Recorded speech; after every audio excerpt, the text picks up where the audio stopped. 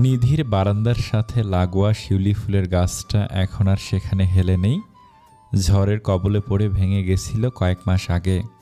তারপর লোক দিয়ে গুড়ি পর্যন্ত কাটিয়ে ফেলেছিলেন সোহানা মির্জা। গুড়ি থেকে নতুন পাতা গজিয়েছে, নতুন ডাল মেলেছে। সোহানা মির্জা গাছে পানি দিতে দিতে শিউলি গাছটা পরোক্ষ করলেন। মেয়ের কথা হঠাৎ করে মনে হয়ে গেল তার। সকালের স্নিগ্ধ ঠান্ডা বাতাসের সাথে ভেতর থেকে গভীর নিঃশ্বাস বেরিয়ে আসে সোহানা মির্জার। নিধি সংসারী হয়েছে, ছেলেটাও বিদেশে। কিছুটা মন খারাপ নিয়ে কেটে যাচ্ছে নাহিদ মির্জা আর সোহানার দিন। শরীরের চাদরটা ভালো করে জড়িয়ে বিষণ্ণ ভগ্ন হৃদয় নিয়ে সোহানা মির্জা বাড়ির দিকে গেলেন। নাহিদ মির্জা গত 1 বছর যাবত অফিসের ঝামেলায় নিজেকে আর জড়ান না। আজকাল শরীরও ভালো থাকে না। সোহানা মির্জা হন্তদন্ত পায়ে রুমে ঢুকলেন। নাহিদ মির্জার ঘুম ভেঙে গেছে। ঈশানের সাথে অফিসের বিষয়ে কথা বলছেন তিনি। সোহানা মির্জা স্বস্তির নিঃশ্বাস ফেলে রান্নাঘরে ছুটলেন। নিপা আর নওয়াজ মির্জা ওমরাহ করতে গিয়েছে আজ 7 দিন। সোহানা মির্জা নিয়ম মাফিক নিচে আয়েশা মির্জার রুমের দিকে চোখ বোলালেন। রান্নাঘরে শব্দ হতে আবার ছুট লাগালেন তিনি। কোমরে আঁচল গুজে রান্নায় ব্যস্ত তিথি। সোহানাও হাত বাটলেন তাতে। কাজের এক ফাঁকে সোহানা শান্ত গলায় শুধালো, আজ একবার যাবো ও বাড়ি, তুমি যাবে আমার সাথে? তিথি জিজ্ঞাসা দৃষ্টিতে তাকালো সোহানা মির্জার দিকে। কিছুক্ষণ চুপ করে থেকে সোহানা বিরস গলায় বলে উঠল, নিধির জন্য মনটা কেমন করছে। সেই কবে একবার দেখা হলো। তিথি ইশারায় সম্মতি প্রকাশ করে।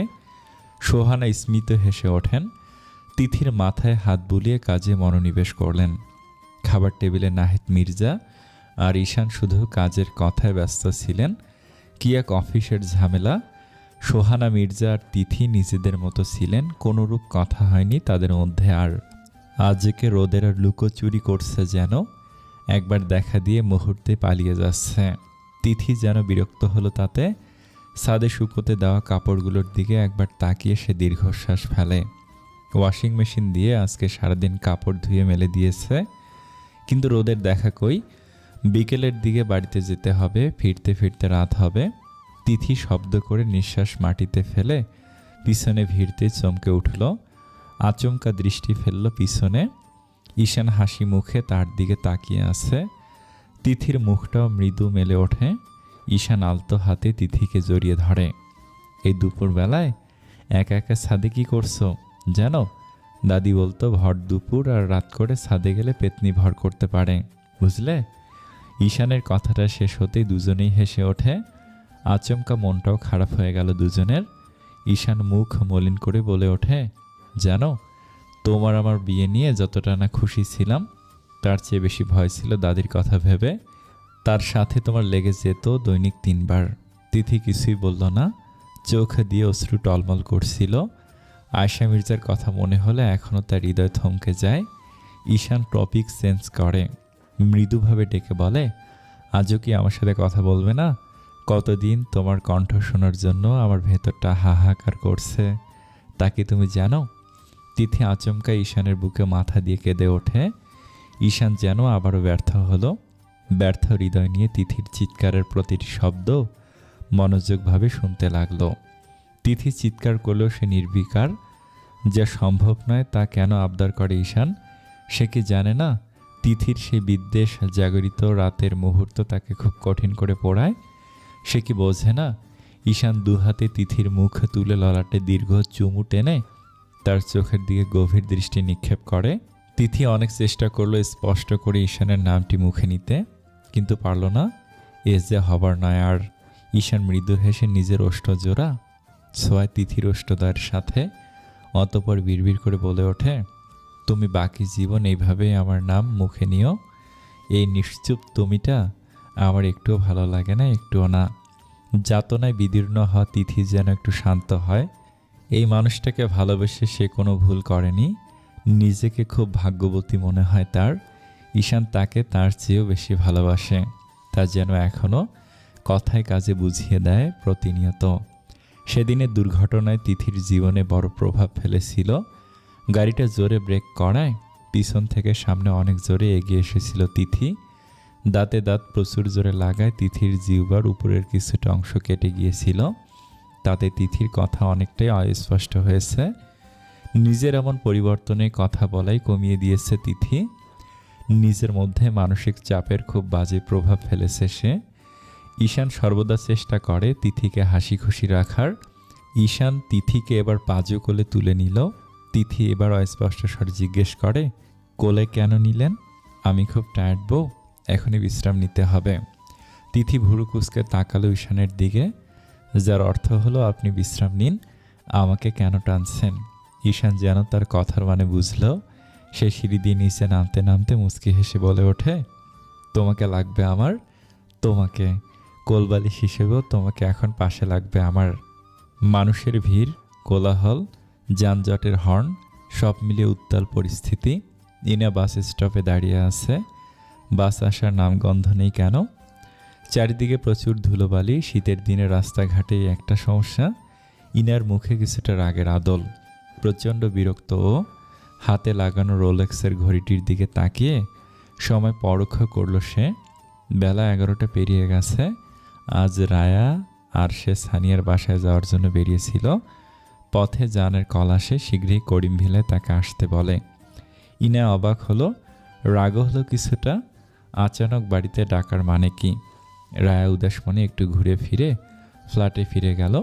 ইনাও এবার জানের উপর রাগে কিছুটা। মুখ ফুলিয়ে পাশে তাকাতেই বাস স্টপের পিলারের দেয়ালে জানের ছবির পোস্টার দেখে ইনায়া। কোনো মহা সম্মেলনের আয়োজন করা হয়েছে হয়তো। ইনা বড় নিঃশ্বাস ফেলে। বাস আসাতে তড়িঘড়ি করে বাসে উঠে পড়ে ইনায়া। গাড়ির দরজার সাথে জানলার পাশের সিটে বসে ইনায়া। কিছুক্ষণ পরে বাস চলতে শুরু করে। ইনায়া সিটে হেলান দিয়ে কোলে ব্যাগ রেখে তাতে হাত দিয়ে বসে থাকে। আচমকা চোখ যায় হাতের অনামিকা আঙ্গুলে জ্বলজ্বল করা স্বর্ণের ডায়মন্ড খচিত রিংটার দিকে। মুখে হাসির রেখা ফুটে ওঠে ইনায়ার। মনে পড়ে 2 বছর আগের সেই দিনটির কথা, যেদিন এই রিং পরিয়ে জানোকে বাগদত্তের স্বীকৃতি দিয়েছিল। মোটামুটি ঘটা করেই তাদের বাগদান অনুষ্ঠান সম্পূর্ণ হয়েছিল। ইনার স্বপ্ন চারণের ফাঁকে কাঙ্ক্ষিত জায়গায় অগ্রসর হতে থাকে তার যাত্রাবাহক। করিম ভিলা আজ কিছুটা সাজ রব। চারিদিকে রমরমা ঝলকানো পরিবেশ। খাবার দাবারগুলোতে এলাহি কাণ্ড। সকাল থেকে ব্যস্ত হাতে সবকিছু সামাল দিচ্ছে নিধি। সাথে মিনারা বেগমও রয়েছেন। 2 শাশুড়ি বৌমার আজ কোনো অবসর নেই। মিনারা বেগম রান্নার এদিকটা নিধির কাছে বুঝিয়ে দিয়ে মিজানুল করিমের কাছে গেলেন। মিজানুল করিম আর ফাহাদ হলরুমে একসাথে বসে আছেন।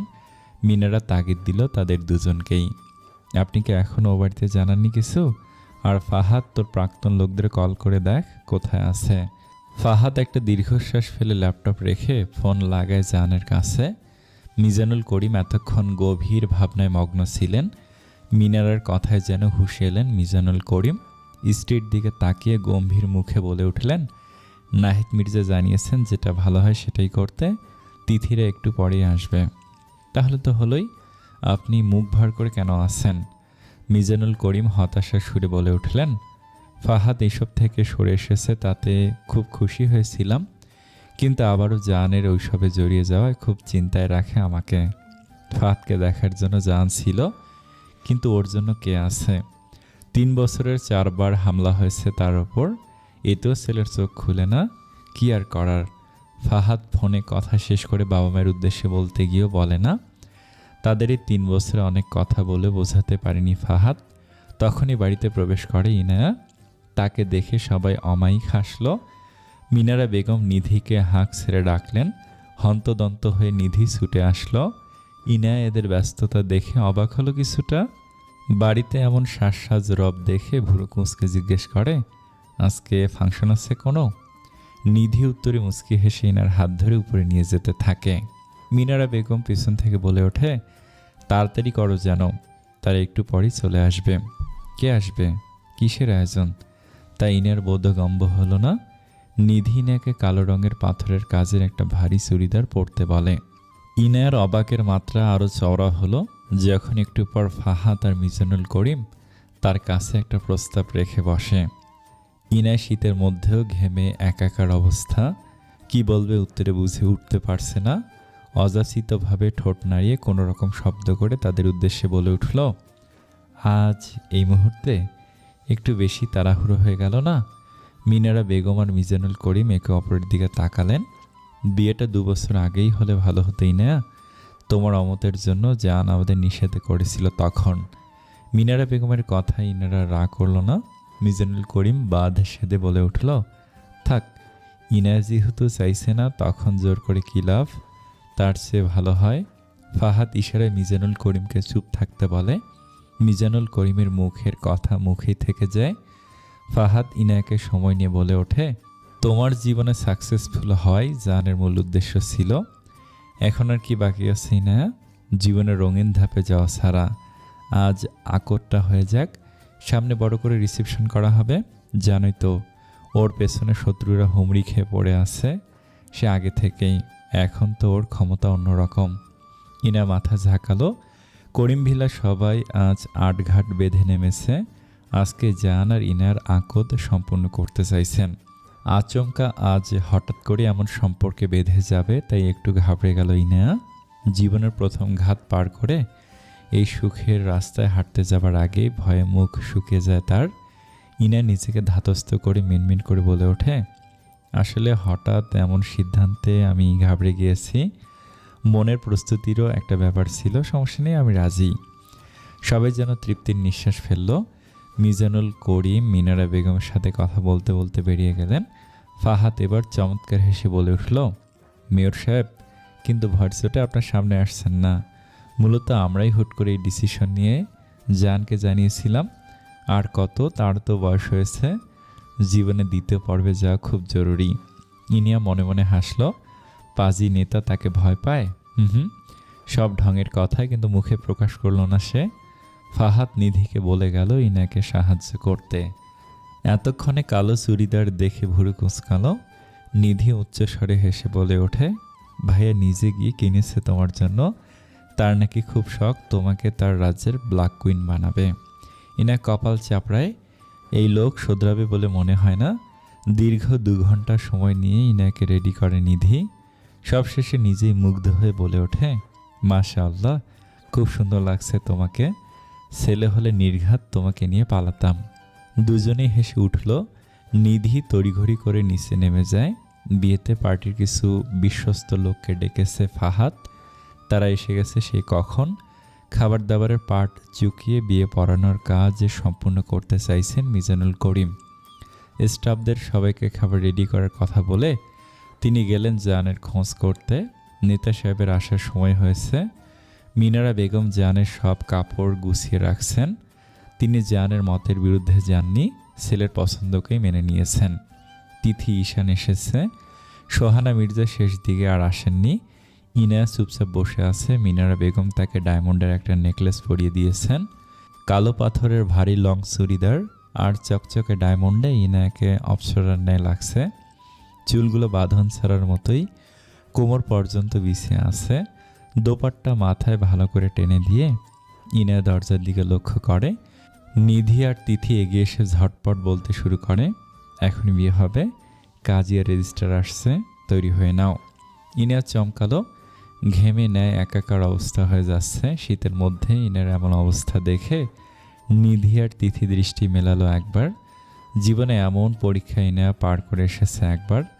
তখন যেটা খুশির ছিল, এখন সেটা ভালো লাগা ভয় দুটোই কাজ করছে। কিছুক্ষণ পরই ফাহাদ, ঈশান, মিজানুল করিম সহ কয়েকজন লোক আসলো। ইনা ঠোঁট কামড়ে নিজের অস্থিরতা কমায়। প্রথমে সাইন করে রেজিস্টার কমপ্লিট করে। নিচে বসে সম্পূর্ণ কাগজ তারা ঠিকঠাক করেই নিয়ে এসেছিল। কাজী বিয়ে পড়ানো শুরু করে। ইনাকে কবুল বলতে বললে সে কিছুটা সময় নিয়ে কাঁপা কাঁপা গলায় কবুল বলে দেয়। সম্পূর্ণ অস্থিরতা ইনাকে আচানক ঘিরে ধরে আছে যেন। জীবনের হঠাৎ হঠাৎ এমন মোড় বদল তাকে বিভ্রান্ত করে তুলেছিল প্রথম থেকেই। লোকজন চলে যাওয়ার পর নিধি ইনার কাঁধে ধরে হালকা স্বরে জিজ্ঞেস করে, তুমি খুব ভীষণভাবে কাঁপছো? ইনা মুখ মলিন করল। বিড়বিড় করে বলে উঠল, ভীষণ অস্থিরতা অনুভব করছি, না জানি কি হয় পরে। রাত হয়েছে অনেকটা। আজকেও হালকা তুষার পড়া অব্যাহত রয়েছে। ফায়ারপ্লেসের আগুনে খানিক সময় শরীরটা উষ্ণতা অনুভব করলেও আচমকা নাভানের শরীর যেন কাঁপুনি দিয়ে যায়। গ্লাস থেকে কিছুটা ওয়াইন নিয়ে সেটা গলদকরণ করার আগে সেখানে আগমন ঘটে লিও আর সাফরানের। দুজনের শরীরে মোটা উলের লং কোট। দুজনেই নাভানের দুপাশে ধপ করে বসে পড়ল। নাভান ভ্রুক্ষেপহীনভাবে বসে ওয়াইনের গ্লাসে ঠোঁট লাগালো।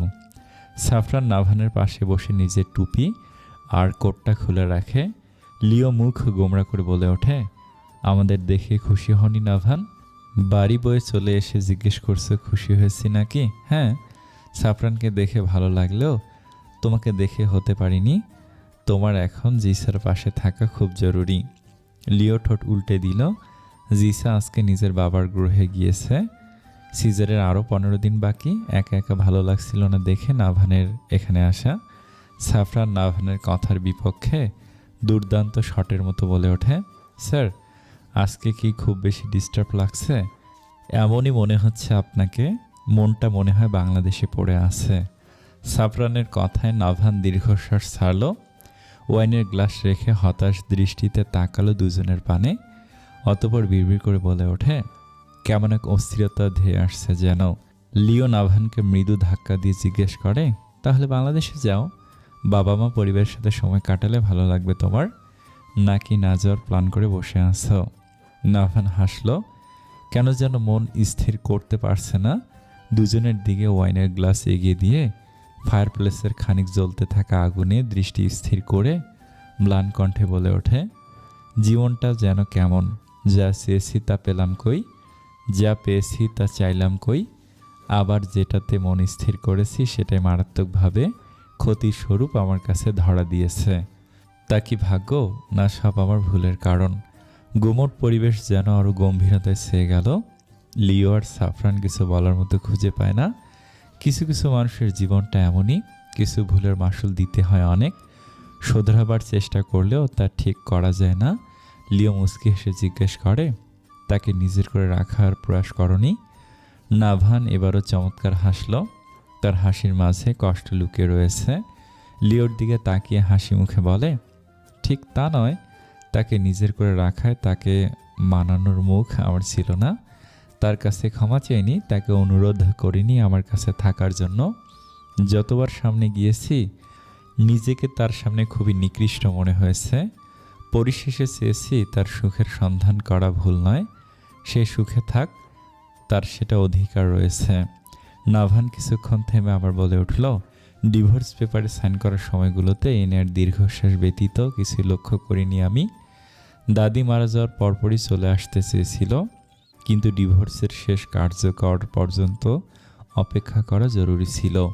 শেষ দিন ইনা আমাকে কি বলেছিল যেন? সাফরান আর লিও দুজনেই তাকালো।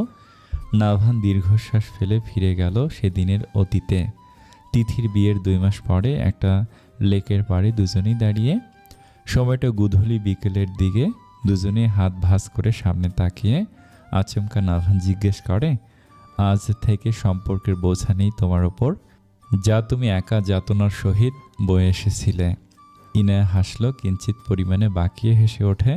নাভানের দিকে পূর্ণ দৃষ্টি স্থাপন করে কাঠ কাঠ গলায় বলে ওঠে, 9 মাস খুব কম সময় ছিল না, যেখানে আপনার পরনারীর সাথে অন্তরঙ্গ মুহূর্ত প্রতিনিয়ত দেখে নিজের আত্মসম্মান বিসর্জন দিয়ে অবলা নারীর মতো আপনার আশে পড়েছিলাম। যেদিন বাড়ি ছেড়েছি সেদিন কবুলের জোরে মায়া ভালোবাসা সব শেষ করে এসেছি। এই জেনারেশনে আমার মতো মেয়ার কই, যে স্বামীর আশায় এভাবে বসেছিল, হয়তো আমার স্বার্থে, আর নয়তো আমার অসহায়ত্ব, না হলে আপনার আশায়, যেগুলো আমার আত্মসম্মানে ঘাত করেছিল, যার এক কারণ মামনি। চোখ খুলতেই সেসব ছেড়ে এসেছি। এনা কথাগুলো বলে পিছু ফিরে একবার দেখে বলেছিল, ভালো থাকবেন নাভান, ভুল থেকে বেরিয়ে আপনি ভালো কিছু জীবনে পাবেন। নাভান ঠোঁট দুটি নাড়িয়ে অস্পষ্ট স্বরে বলেছিল, হয়তোবা। তোমার কথাই যাই হোক। পিছু টানে স্মৃতি থেকে বেরিয়ে আসে নাভান। বসা থেকে উঠে গিয়ে দাঁড়ালো নিভু নিভু ফায়ারপ্লেসের আগুনের কাছে। অতঃপর গম্ভীর গলায় বলে ওঠে, সেদিন আমি বলতে পারিনি। সেই 9 মাস অদিতির সাথে আমার সম্পর্ক দীর্ঘস্থায়ী ছিল না।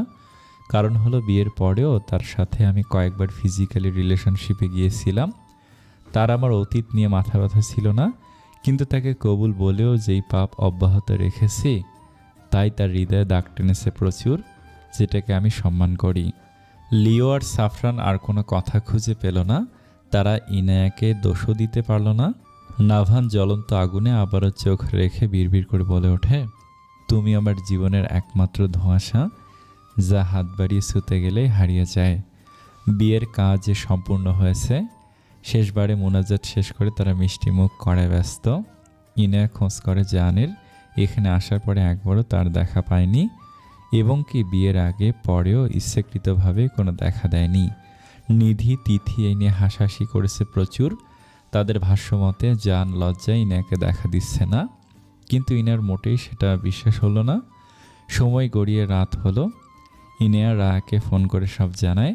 ফোনের অপর পাশে রায়ের রিয়াকশন ছিল মাথায় আকাশ ভেঙে পড়ার মতন। রায়ের সাথে কথা বলতে থাকার সময় নিধি তিথি এসে ইনায়াকে নিয়ে যেতে লাগলো। কোথায় নিয়ে যাচ্ছ? গেলেই দেখতে পারবে। ইনার কথার উত্তরে নিধি জবাব দিল। তারা দুজন ইনায়াকে টেনে হিসড়ে ছাদে নিয়ে আসতেই চোখ জোড়া ছানাবড়া হয়ে উঠল ইনায়ার। সম্পূর্ণ ছাদ লাইটিং করা, এক পাশের স্টেজটা সম্পূর্ণ কালো গোলাপে আবৃত করা, উপরের কাজে আক্রিট ফুলের সমাহার, ছোট বড় অসংখ্য ক্যান্ডেল লাইট বসানো সারা ছাদ জুড়ে। ইনার মনটা পুলকিত হলো। পাশে তাকাতেই নিধি আর তিথিকে পেল না। আচমকা চোখ যায় সামনে দাঁড়ানো জানের পানে। কালো রঙের শেরওয়ানি কোটে তাকে প্রিন্সেসের থেকেও কম লাগছে না। হাত বাড়িয়ে দাঁড়িয়ে আছে ইনার দিকে। ইনা হাসি মুখে তার দিকে হাতে স্পর্শ করে। অতীব উৎসুক দৃষ্টিতে তাকিয়ে রয়েছে ইনা জানের দিকে। অসম্ভব সুন্দর সুদর্শন পুরুষটি তার স্বামী। আচ্ছা, ছেলেদের এত সুন্দর হতে হয়? ইনার ভাবনার মাঝে জান তাকে নিজের বাহুতে জড়িয়ে ধরে পরম শান্তিতে। অতঃপর ইনার কানে কানে ফিসফিস করে বলে, আমার ভীতু হরিণী, আজ তো চোখে কোনো ভয় দেখতে পারছি না। ইনা জানের বুকে থেকেই স্নিগ্ধ মধুময় হাসল। বুক থেকে মাথা উঠিয়ে কপাল ঠেকালো জানের কপালের সাথে। স্মিত হেসে বলে ওঠে, তা কি আমি পারবো জনাব? আমি সারা জীবন আপনার কাছে বোকা হরিণী হয়েই থাকতে চাই। জান ইনাকে পাজো কোলে তুলে নেয়, ললাটে দীর্ঘ চুমু এঁকে বলতে শুরু করে, আমার স্বপ্নগুলো আচমকায় আজ আমার হয়ে ধরা দিয়েছে। আমি এই মুহূর্তটাকে অনুভব করতে চাই, ভীষণভাবে উপভোগ করতে চাই, ছুঁয়ে দেখতে চাই তুমি আদৌ আমার হয়েছ নাকি স্বপ্নেই রয়েছ। ইনা চোখ বুঝে বিড়বিড় করে বলে উঠল, আমি আজ আপনারই, স্বপ্ন নয় সত্যি। ঋতু পরিবর্তন হয়ে কাল পড়েছে গ্রীষ্মকালে। ক্যালেন্ডারের পাতায় বাংলা বর্ষপঞ্জির প্রথম মাস বৈশাখ শেষ হবে বলে দিন গুনছে। সূর্যের প্রচণ্ড তাপে উত্তাপ পিচ ঢালা রাস্তা, অসহ্য গরমে অতিষ্ঠ জনজীবন। রাস্তার দুপাশে সারিবদ্ধভাবে দাঁড়িয়ে আছে কয়েকটি কৃষ্ণচূড়া গাছ। তার নিচে শেষ হয়ে বিছিয়ে পড়ে আছে কৃষ্ণচূড়ার লাল রঙা ফুলের স্তূপ। তার উপরে চরণ বিছিয়ে যাচ্ছে এক রমণী। এই উত্তাপে বিলীয়মান প্রখর জ্বলন্ত রোদের মতোই দগদগ করছে তার মেজাজ। মুখখানা পায়ের তলায় বিছিয়ে থাকা কৃষ্ণচূড়ার লাল রঙা ফুলের মতোই তপ্ত লাল হয়ে জ্বলজ্বল করছে। মুখদয় ঘেমে জবজবে অবস্থা। সাদা সালোয়ার স্যুট পরা গায়ে, হাতঘড়ি দেখে হন্তদন্ত হয়ে পা চালিয়ে সামনে এগিয়ে যায় সে। একটা গেটের সামনে আসতে স্পষ্ট হয় ভেতরের বিশাল বড় সাইনবোর্ড, প্রজ্ঞা আশার আলো। দোতলা সিঁড়িতে বেয়ে ধপধপ করে পা ফেলে এগিয়ে যায় কাঙ্ক্ষিত রুমটির দিকে। পাশে কত স্টুডেন্ট সালাম জানিয়ে যাচ্ছে, তাতে কোনো ধ্যান নেই। রুমে ঢুকে চেয়ারে বসে পড়ে সে। সামনে রাখা পানির গ্লাসটা দেখেই এক নিমিষে শেষ করে দেয় সেটা। 5 জোড়া উৎসুক দৃষ্টি নিক্ষেপ করে আছে তার দিকে। বিষয়টা বুঝতে পেরে সে চেঁচিয়ে উঠল, ব্যাপার কি রায়া, তোরা আমাকে চোখে দিয়ে গিলছিস কেন? ইনার হঠাৎ চেঁচানোতে তাদের সবার মুখের আদল পরিবর্তন হয়ে যায়। সানিয়া বুকে হাত রেখে ভয় পাওয়ার মতো করে বলে ওঠে, তা কি আদৌ সম্ভব? তোকে ভালো করে দেখলে মেয়র সাহেবের গুলি মারার কথা মনে হয়ে যায়। গেলার কথা তো মনের মধ্যে আনাও বারণ, কারণ তুই অলরেডি তার চোখের পর্দার ওপর বসে আছিস, বুঝতে পারলি? এমতো অবস্থায় রায়া প্রথম মুখ টিপে হাসলো, পরে সবে উচ্চস্বরে হেসে ওঠে। ইনা বিরক্ত হলো খুব। বাকি 3 জনের পানে তাকালো। রিক্তা, ওহি, রিমিশা ওরা 3 জন কোচিং সেন্টারে 1 বছর হলো জয়েন করেছে। ইনার স্বপ্নের মতোই পুরো প্রজ্ঞা, তাতে অবশ্য জানের অনেক অবদান ছিল। তোমাদের ক্লাসে যাও। স্টুডেন্টরা রুমের বাইরে এসে দাঁড়িয়ে আছে। ইনার কথায় তারা তিনজন উঠে চলে গেল।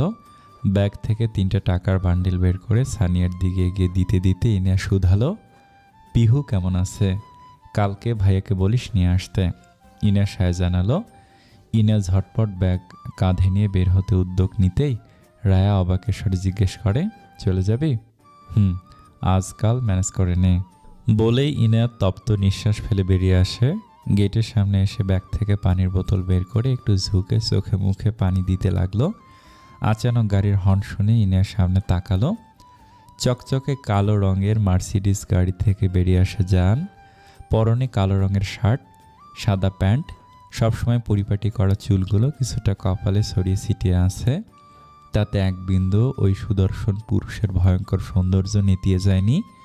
কপালের ডান দিকে ছোট একটা ব্যান্ডেজ লাগানো। ইনা মনে মনে অনেক পুলকিত হলো তার পুরুষটিকে দেখে, কিন্তু বাইরে তা প্রকাশ করল না। জান ক্লান্ত মুখে সুন্দর হেসে উঠল। ইনা তা দেখে মুখ বাঁকিয়ে বোতলটা জানের দিকে ছুঁড়ে মারল।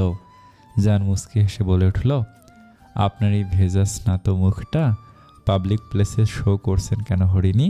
এ কিন্তু ভারী অন্যায়। ইনার রাগ যেন বৃদ্ধি পেল। মুখ ঝাঁপটি মেরে তপ্ত গম্ভীর কাঠ গলায় উল্টো জাহানকে জিজ্ঞেস করে ওঠে, বাহ বাহ, আজকে দেখি মেয়র সাহেবের গেটআপ অন্যরকম। কপালে কি হয়েছে? শ্বশুরবাড়ির লোকেরা আপ্যায়ন করেছে বুঝি? ভালো, খুব ভালো, আপনি এটারই যোগ্য। কথাটা বলে ইনে আর দাঁড়ালো না। উল্টো ঘুরে হাঁটতে গেলেই জান ধপ করে তার হাত টেনে ধরে। ইনা বিরক্তিকর মুখের আদল করে রেগে গিয়ে শুধালো, হাত ধরছেন কেন? আমি আপনাকে জান? আপনার পার্টির লোকেদের সাথে ভাব জমান গিয়ে আমি তো অহেতুক আপনার জীবনে। চলো আমার সাথে। আচমকা যাব কোথায়? জান ফিসেল হাসি টেনে দিয়ে বিড়বিড় করে বলে উঠল, শ্বশুরবাড়ি। শ্বশুরবাড়ি আপ্যায়ন খেতে মন চাইছে। ইনা ভুরু কুঁচকালো। জানকে আবার তাকে মজলিসে নিয়ে যাবে নাকি? হতেই পারে। এই লোকের বিশ্বাস নেই। বিয়ের পর একবার হুট করে নিজের পার্টি অফিসে নিয়ে গিয়েছিল। দরকার নেই আমার অকালে মরতে যাবার। ইনার কথা শুনল না জান। জোর করে গাড়ির প্যাসেঞ্জার সিটে বসিয়ে দিল। নিজে ড্রাইভিং সিটে বসে গাড়ি স্টার্ট দিল। ইনা মুখ ফুলিয়ে রাখল। চোখ দুটো তার টলমল করছে। জানকে খুবই ক্লান্ত দেখাচ্ছে। চোখ মুখ দেখে সুস্থ মনে হচ্ছে না। গত 2 দিন আগে জানের ওপর হামলা হয়েছিল। নির্বাচন সামনেই, প্রতিদ্বন্দ্বীও বেড়ে গেছে। সিটিতে জানের ওপর সন্তুষ্ট সবাই। আসন্ন নির্বাচনে জানের দল ভালো পজিশন নিয়েই নামবে। ইনার ভেতরটা হাহাকার করে উঠল। বিয়ের 1.5 বছর পূর্ণ হয়েছে, এমন একটা দিন নিয়ে ইনা আতঙ্কে পার করে না। অশ্রুসিক্ত চোখে সে আবারও জানের দিকে দৃষ্টি নিক্ষেপ করল, যে মনোযোগ সহকারে ড্রাইভিং করছে। ইনার নাক টানার আওয়াজে লুকিং গ্লাসে চোখ রাখে জান। ঠোঁট ফুলিয়ে অভিমানী মুখে নরম গলায় বলে ওঠে, আমার জন্য এত মন কাঁদে তোমার? হাস্যকর। আমার জন্য এত চিন্তা হলে একা ফেলে রাখতে না, পড়ে আসো নিজের বন্ধু বান্ধব নিয়ে। ইনা দৃষ্টি নামিয়ে নিল। বাইরে তাকিয়ে কাঠ গলায় বলে উঠল, আমাদের মধ্যে সম্পর্কটাকে জটিল আপনি করে তুলেছেন। আমার গুরুত্ব কই আপনার জীবনে? আছেন তো নিজের অহেতুক দায়িত্ব নিয়ে। জনগণের সেবা করা কি অহেতুক হরিনি? ইনা উত্তর দিল না। মুখ নুয়ে রাখলো শুধু। খানিকটা সময় পার হয়ে যায়। এর মধ্যেই কোনো কথা বলে না আর। নিস্তব্ধতায় মোড়া হয়ে যায় সময়টা। ইনা পলক ফেলে বাইরে তাকালো। জানের রাজনীতির নেশা সেই ছোট থেকেই। তার লক্ষ্য অন্যরকম। পুরো দমে এতে মজে ছিল সে। অন্যদিকে চোখ ঘোরানোর সময় ছিল না তার।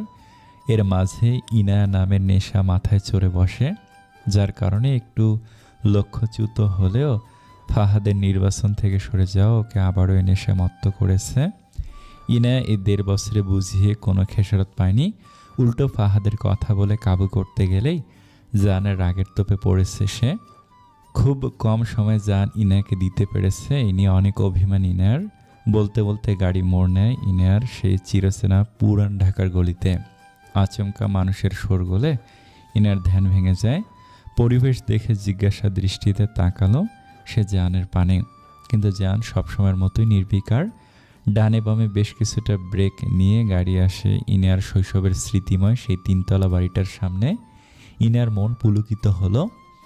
জান তড়িঘড়ি করে বের হয়ে ইনাকে বের হতে বলল। বের হতে ইনার হাত ধরে লম্বা কদম ফেলে ভেতর দিকে অগ্রসর হয়।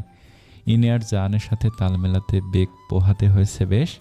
ভিতরে গিয়ে ইনা অবাক হলো, পুরো বাড়িটি নতুন করে সাজিয়েছে জান। হলরুমে গিয়ে আরও অবাক হলো বাড়ির সবাইকে দেখে। মিজানুল করিম আর মিনারা বেগম বসে আছে, কিছু একটা বিষয় নিয়ে কথা বলছে। ফাহাদ আর নিধি সেখানেই ছিল। ইনা জানের হাত ছেড়ে তাদের কাছে গেল। নিধি ইনার হাত ঝাঁকিয়ে সরু গলে জিজ্ঞেস করে উঠল, আসতে এত লেট করলে? রাস্তায় মারপিট করেছো নাকি দুজনে মিলে? তার সাথে মারপিটও জমবে না ভালো করে। তো ঈশান ভাই আর তিথি আসেনি? তিথি আসতে চেয়েছিল, কিন্তু বাদ সেধেছে ভাইয়া। প্রেগনেন্সির 7 মাস চলছে, একটু তো সাবধানে থাকতেই হবে। ইনা মাথা ঝাঁকালো। তিথির ওপর খুব দায়িত্বশীল ঈশান। মিনারা বেগম ইনাকে নিয়ে তাদের বাড়ির বিশাল বড় রসুই ঘরে গেল। তারা যেতেই ফাহাদ নিধির হাত ধরে স্লো ভয়েসে জিজ্ঞেস করে, আমাদের বেবি কবে হবে নিধি? আমি বাবা হতে চাই। নিধি বিরক্তিমুখে বলে উঠল, এই না আমাকে সবসময় পিসি বলে ডাকেন, আমার কাছে আবার বাচ্চা চাইছেন? লজ্জা করে না? ফাহাদের মুখ কালো হয়ে গেল। নিধি লক্ষ্য করলো সেটা। ফাহাদ তপ্ত নিঃশ্বাস ফেলে চোখ বন্ধ করে বলে উঠল, বয়স তো বসেনি নিধি, আমার অক্ষমতা আপনাকে খুব পোড়ায় তাই না ফাহাদ? ফাহাদ শান্ত চোখে নিধির দিকে তাকালো। কালো চোখ জোড়ায় যেন ফাহাদের মরণ নিশ্চিত। কখন কিভাবে এত ভালোবাসলে এই পাগল মেয়েকে তার কোনো জানা নেই ফাহাদের।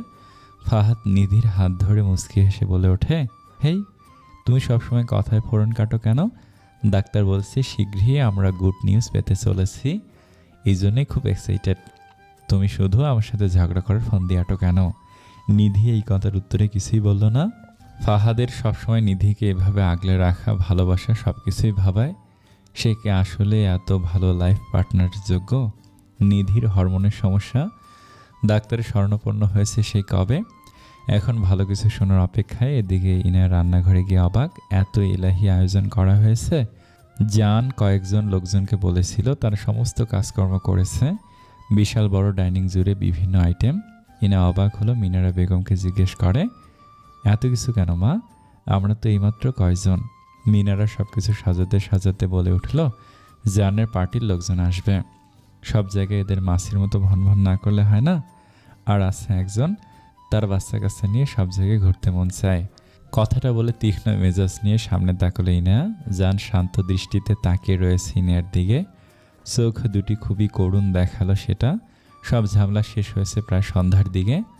সবাইকে বিদায় দিয়ে বাড়ির সবাই যখন বেরোবে বলে প্রস্তুত হচ্ছে, সেই সময় জান বলে ওঠে, আমি আর ইনা যাচ্ছি না, দরকার আছে তোমরা যেতে পারো। অযথা নেতা সাহেবের সাথে কথায় লাগতে গেল না কেউ, যার যার মতো চলে গেল। শুধু হঠাৎ করে নিস্তব্ধতায় মোড়া হয়ে যায় পুরান ঢাকার সেই 3 তলা ও আকৃতির বাড়িটা। দোতলার ডান দিকের বড় আয়তন জুড়ে কড়া রুমটা ছিল ইনার। সে এখানে আপাতত চুপটি করে বসে পায়ের ওপর পা ঘষিয়ে যাচ্ছে। সামনে কাঠের চেয়ারে বসা জান, যার দৃষ্টি ইনায়াতে নিবদ্ধ। মুখটা গম্ভীর, তবুও চোখ দুটি শান্ত ও বিচল। বাইরে প্রচণ্ড বাতাস বইছে। সন্ধ্যা প্রদীপ জেলে ধূপ করে নিভে। কাল বৈশাখ ঝড়ের আগমন হচ্ছে। হঠাৎ করে জান গম্ভীর গলায় বলে ওঠে, ইনা তাকাও আমার দিকে। স্তম্ভিত হলো ইনা। আশ্চর্যান্বিত চোখে তাকালো জানের পানে। চোখে ভিড় করছে পানিরা। মুখটা মলিন করে জানকে কিছু বলতে গেল, কিন্তু কান্না গিলে বলতে পারল। জান দীর্ঘশ্বাস ফেলে ইনার সামনে গিয়ে দাঁড়ালো। থুতনিতে হাত দিয়ে মুখটা নিজের কাছে এনে ফিসফিস করে বলে উঠল, এত কেন পোড়াও আমাকে? যাতনার আগুনে জ্বালিয়ে দিয়ে কি শান্তি পাও হরিণী? আমি তো সেই কবেই তোমাতে পুড়ে কয়লা হয়ে বসে আছি, আরও দগ্ধ করতে চাও আমাকে? ইনা নাক টানলো, উঠে জড়িয়ে ধরলো জানকে। বুকের বা পাশটায় মুখ রেখে বিড়বিড় করে বলে উঠল, আপনি আমাকে নাম ধরে কেন ডেকেছেন? জান কিঞ্চিত পরিমাণ হাসলো। খুব করুণ দেখালো সেটা। হাত উঠিয়ে জড়িয়ে ধরলো ইনাকে। বুক থেকে মাথা উঠিয়ে কানে কানে ফিসফিস করে বলে ওঠে, শুধু নাম ধরে ডাকতেই চোখের পানির বন্যা? গত 8 মাস আমাকে দেখা না দিয়ে, কথা না বলে যে পরিমাণে হৃদয় পটে তীব্র গতিতে আঘাত করেছেন, সে ব্যথা উপশম কি করে করব আমি? মাফ করেন না নেতা সাহেব, আমি সত্যি খুব বেশি বেশি করে ফেলেছি। জান দীর্ঘশ্বাস ফেলে ইনার চোখের পানি মুছে দিয়ে অতীব শান্ত গলায় বলল, আমার জীবনে তুমি আর আমার পেশা দুটোই গুরুত্বপূর্ণ। ছোট থেকে নেশায় জড়িয়ে পড়েছি, দাদুর থেকে আমাদের দু ভাইয়ের এই পেশায় জড়িয়ে যাওয়া। ভাই পেরেছে এসব থেকে বেরিয়ে আসতে, কিন্তু আমি পারছি না। খুবভাবে জড়িয়ে গেছি রাজনীতিতে। আমি ভেবেছিলাম তুমি আমাকে বুঝবে, কিন্তু কই, সারা দিনের ক্লান্তি শেষে আমি তোমাকে পাচ্ছি না। হোয়াই? অভিযোগ থাকলে সম্মুখে করো, দূরে গিয়ে কেন? এসব করে কি শান্তিতে থাকা যায় নেতা সাহেব? সবসময় হারানোর ভয় আমাকে জেঁকে বসে থাকে। জীবনে এত কিছু হারিয়ে আর নতুন করে হারতে পারবো না। মানসিক শান্তিটা পাচ্ছি কই? মাঝে মধ্যে মনে হয় নিধি পারলে আমি কেন পারছি না? আমার ভালোবাসা কি এতটাই ঠুনকো? উত্তর মেলে না। ভাইয়ের নিজেরও কিছু ইচ্ছে ছিল। নিধির কথা রেখে পাকাপোক্তভাবে ভাই বেরিয়ে এসেছে এসব থেকে। বোরিং হয়েছিল মেবি। কথাটা বলে জান ইনার চোখের পাতায় দীর্ঘ একটা চুমু টেনে তাকে শক্ত করে বুকে জড়িয়ে নিল। হালকা কমলা রঙের নিয়ন বাতিতে আধারময় ঘরটা একটু যেন দীপশিখার মতো জ্বলজ্বল করছে। ঠান্ডা মৃদু বাতাস দুজনের শরীরটাকেই শীতল করে দিচ্ছে। ইনার কালো ভেজা চোখ জোড়া দেখে জান হাসল। রমণীর ভেতরের আত্মাটা বোঝার সাধ্য নেই এই নেতা সাহেবের। আমার জন্য হৃদয় পড়ে হরিণী, খুব খুব করে পড়ে। নাক টেনে নেয়া কাঁপা গলায় স্বীকার করলো। জানের ভয়েস আরও স্লো হলো, তাহলে হার স্বীকার করলে হরিণী? ইনা কিছু বলবে কই, ঠোঁটগুলো ফাঁক করতে জান তার ওষ্ঠদয় এগিয়ে দেয়। ইনাও সায় জানালো। অনুভূতির সাগরে ভাসছে যেন জান। অভুক্ত হৃদয়টা তার ভালোবাসাকে পূর্ণতা দিতে ব্যস্ত শুধু। শীতল হাওয়ায় কম্পন বয়ে যাওয়া ইনার পাতলা শরীরটা উষ্ণতার খোঁজে। জানের শরীরের প্রতিটি ভাঁজে লুকিয়ে যাচ্ছে যেন। ইনা মুঠোবন্দি করে রেখেছে জানের মাথার পিছনের চুলগুলো। আকাশের চারটা আজ নেই, জোর করে ভিড় করা ঘন কালো আধারের মেঘের তলে লুকিয়ে রয়েছে। অষ্টদয়ের খেলায় হার মানতে হয় ইনার। নিঃশ্বাস যেন বন্ধ হওয়ার উপক্রম। মুঠোবন্দি চুলগুলো ছেড়ে দেয় তৎক্ষণাৎ। জানের পিঠে হাত থাপড়িয়ে ছুটতে চায়, অভুক্ত পিপাসায় পানি পান করার মতো। মত্ত জানের হুঁশ কৈতাতে ইনার কোমর জড়িয়ে ধরে উপরে উঠিয়ে নেয় জান। ইনার হাত ছোঁয় জানের গাল। ইনা আস্তে করে তার বন্ধ চোখ জোড়া খোলে। জান তার পানি তাকিয়ে ইনার চোখে চোখ পড়তে আচমকা ছেড়ে দেয় অষ্টদয়। কপালে কপাল ঠেকালো ইনা। জানের ভেতরে তোলপাড়ের শব্দ যেন তার হৃদয় ছুঁয়ে যাচ্ছে। জান বড় বড় করে নিঃশ্বাস ফেলল। ইনার গালে ঠোঁট ছুঁয়ে ফিস ফিস করে বলে উঠল, তুমি শুভ্রতার রঙে মোড়ানো নীল আকাশে সাদা মেঘ, আমি আধার রাতের গহীন কালো মেঘ। কত অমিলের রাস্তা হবে পার, তারপরও তুমি আমি একাকার, এক মন এক হৃদয় একাকার। জান ইনাকে নামিয়ে দিয়ে আবারও ফিস ফিস করে বলে ওঠে, তুমি আমার জীবন নামের বাগিচার এক স্নিগ্ধ রঙিন প্রজাপতি, যার আলতো ছোঁয়া আমার কুলসিত মনটা ভালোবাসার রঙিন অনুভূতিতে ছেয়ে গেছে। ঘন নিঃশ্বাসে প্রখরময় হলো স্থানটি। দৃঢ় হলো উষ্ণ আলিঙ্গন। চিবুক হয়ে কাঁধ। প্রচণ্ড বাতাস বইতে লাগলো। কাঠের পুরনো জানলাগুলো দেয়ালে শব্দ করে চলছে বারংবার। লাগোয়া পর্দাগুলো হাওয়ায় দুলছে ইচ্ছে মতো। মেঘরা গর্জন দিয়ে জানান দিল সে ঝরে পড়ার পালা। তৎক্ষণাৎ ফিসফিস করে উঠল একটা কাতর কণ্ঠস্বর, আমার হবে কি, আমার হয়ে যাও হরিণী। ইনা মানল রাত হলো খুব গভীর, ঠিক ওদের পরস্পরের আলিঙ্গনের মতোই। বৃষ্টি স্নাত সকাল, বাইরে হালকা ঝিরিঝিরি বৃষ্টির ফোঁটা অব্যাহত। হাওয়াও শীতল প্রচুর। প্রকৃতির নতুন সতেজতা। জানের ঘুম ভাঙল একটু দেরি করে। আড়মোড়া ভেঙে ইনাকে পাশে পেল না সে। ডানে বামে তাকিয়ে পুরনো পালং থেকে নেমে দাঁড়ালো জান। ঘরের দরজা খুলে বারান্দায় দাঁড়াতেই ইনাকে দেখতে পায় সে। নিচের উঠোনে খালি পায়ে হেঁটে চলছে। পরনে ল্যাভেন্ডার কালারের সালোয়ার স্যুট। কোমরে ভেজা চুলগুলো দুলছে। জান কাঠের রেলিংয়ের ওপর হাত দিয়ে ইনাকে দেখতে লাগলো। আচমকা ইনার চোখ গেল উপরে।